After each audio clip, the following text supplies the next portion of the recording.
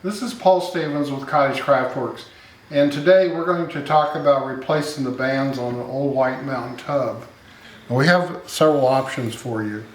One is that we have a radiator band made by Country that goes on, and you can clamp these down just like a radiator clamp. So that's a good option because it'll tighten it down. The other option we have is a total replacement bucket made by Emmergood. It's poly, it's not going to leak, and it will fit the White Mountain motors, and it has a poly tub center in the bottom that's not going to rust either. This is a secondary issue where these White Mountain freezers rusted the tub centers out and they just basically fell out. So that's built into this freezer tub already.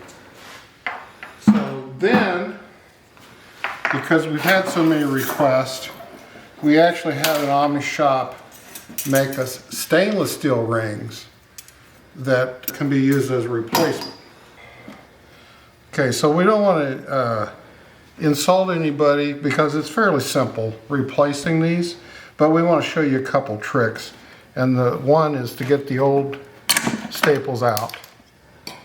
So I have already stripped down a bucket to do that, and in order to get the sizes of the tub rings that we needed. So I wrapped it in duct tape on the edges to keep the staves together, because if this ever fell apart, it's going to be a job putting it back together. So it's very simple, taking the largest ring first, dropping it down, then the second largest ring, dropping it down. Okay, then how do we staple it? Well, you can go to the hardware store and get these little fence staples, and you can press them in.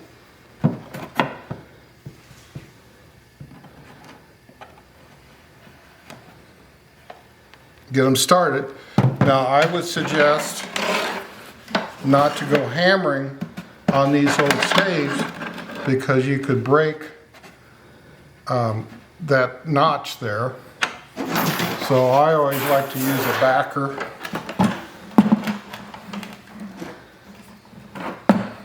and a smaller hammer.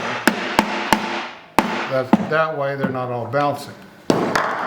Now if you're fortunate enough to know a contractor or somebody that installs cable TV,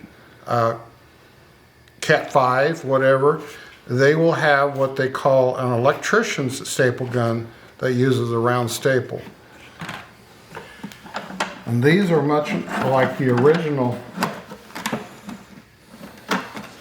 staple, is that you have to center it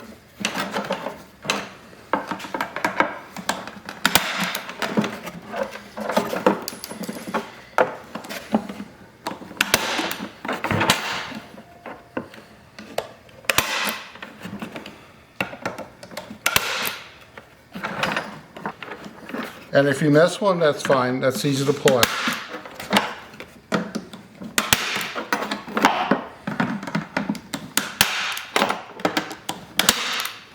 It makes a very neat factory-looking job. So that's basically how to replace the rings on an old White Mountain freezer, and to have something that is going to last a long time, because these are stainless steel.